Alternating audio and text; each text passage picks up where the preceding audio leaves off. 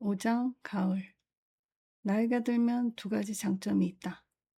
하나는 세상 일이 생각보다 더디 된다는 것을 알아서 느긋하게 기다릴 수 있다는 점과, 또 하나는 속내를 밝히거나 털어놓지 않아도 그다지 답답하지 않아서 말로 인한 실수가 적어진다는 점이다.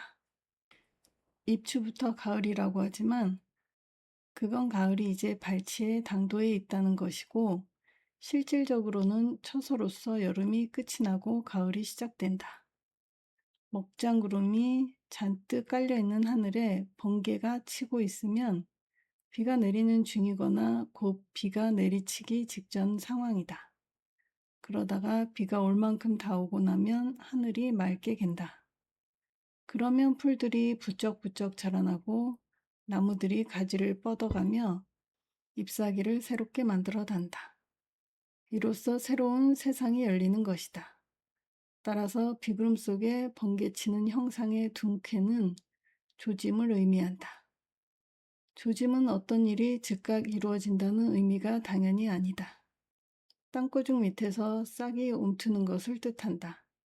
다시 말해서 새싹이 현재 땅속에서 바깥으로 나오느라고 한창 애를 쓰고 있음을 뜻한다. 조짐이 보였으니 조만간 어떤 일이 있을 것이 틀림없다. 이에 여유를 가지고 기다리면서 결과물을 지켜보면 된다.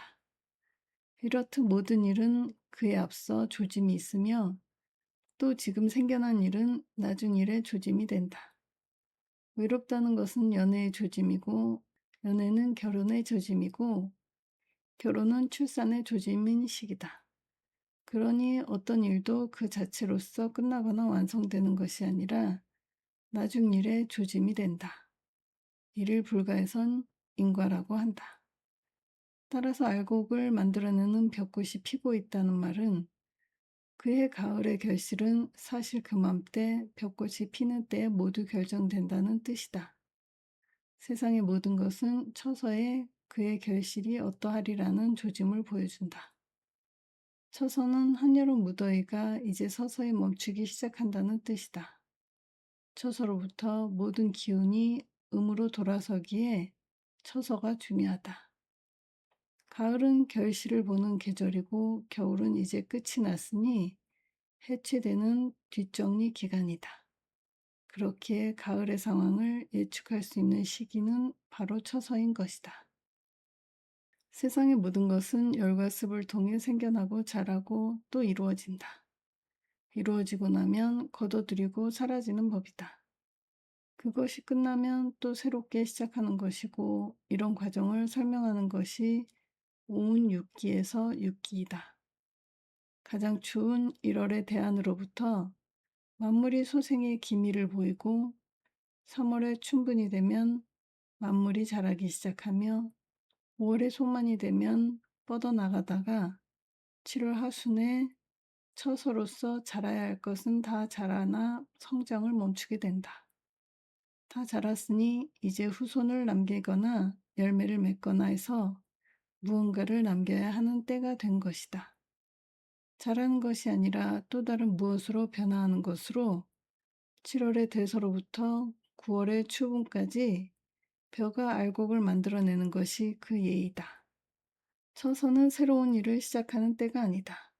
그간 추진해오던 일들을 마무리하고 결실을 보는 데 열중해야 할 때인 것이다. 9월 초순에 백로가 되면 그냥 아침 이슬이 맺히는 철이 아니라 한 해의 노력과 수고가 응결되고 결실을 맺어 연글기 시작하는 때이다. 벼의 나달이 농부의 땀이 들어간 것이라면 이슬은 자연의 노고라는 점이다. 그렇기에 자연의 영롱한 보석이라고 한다. 물론 아직은 가을 거지에 나설 때는 아니다. 그것은 10월 중순의 일이다. 하지만 올해 가을 거지가 어느 정도 될 수 있으리라 추량할 수 있다. 다시 말해 성과가 무르익기 시작하는 때이고 우리의 시야에 들어오기 시작하는 때이다. 입춘으로부터 35년이 흐른 시점이 운명의 백로절이다. 백로로부터 5년이 지나면 가장 화려한 때인 한로가 시작되는데, 한로는 찬 이슬이란 말이니 더욱더 응결되어 정년이 된 이슬을 말한다. 이 정도가 되면 알아차리는 사람들이 등장한다. 다시 그로부터 2년 반이 지난 상강이 되면 더욱 응결되어 단단한 얼음이 되니 이제 알 사람은 거의 알게 된다. 가장 눈이 나쁜 사람일지라도 백로로부터 10년이 흐른 입동이 되면 백로절의 이슬이 황금이고 돈이었다는 사실을 알아차리게 되니 이제 모든 사람이 알게 된다. 입추는 기의 완성이고 입동은 형의 완성이다. 하지만 세상은 지극히 역설적인 것이니 형이 완성되었다는 것은 이제 더 이상 새로운 것, 변화 발전의 힘이 내부에 없다는 말이기도 하다는 점이다. 형은 15년간 유지될 것이니 그 사이에 내부로부터 서서히 균열이 생기고 비어가기 시작한다는 말이기도 하다. 입춘이 되면 이미 모든 생산력은 소진되고 껍데기만 남아있게 된다. 그러나 다시 한번 묘하게도 묘한 자연의 이치는 텅 빈 껍데기가 되는 바로 그 순간으로부터 또다시 새로운 생명력이 깃들게 할 것이다. 비었으니 채울 것이고 채웠다면 이제 비울 것이니 이 이치는 영원토록 변함이 없다. 추부는 밤과 낮의 길이가 같지만 며칠 후면 밤이 더 길어질 것이다. 추부는 낙관과 비관의 전환점이고 명암이 뒤바뀌는 변곡점이다. 한 해의 결실은 추분이 지나면서부터 얻어진다. 추분의 수확의 때가 시작되지만 동시에 낙관보다 비관이 많아진다는 점은 가장 기묘한 역설이 아닐 수 없다. 인간사의 모든 행과 불행은 이 대목에서 나뉘기 때문이다. 사람은 밥과 꿈을 먹고 산다. 물질과 정신 모두 사람에게 필요한 것이다. 다시 말해 돈도 좋고 사랑도 좋은 것이다. 돈이 풍족한 것은 행복한 것이고 좋은 친구나 동반자가 있거나 또는 자신의 하는 일이 마음에 들어서 행복한 것도 좋은 것이다. 중요한 것은 균형 혹은 중용이 있는 것이지 그 어느 것도 치우치거나 과다하면 좋을 것이 없다. 추분부터는 희망, 즉 정신의 만족이 줄어들고 물질적 풍요는 극대화된다.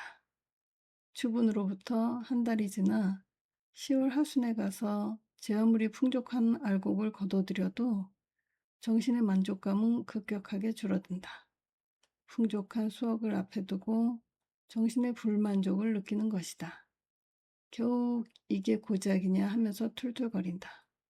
물질은 풍요로워졌음에도 불구하고 뭔지 알 수 없는 허탈감, 충족되지 않는 이 느낌을 사람들은 정신적 불만이라고 말한다.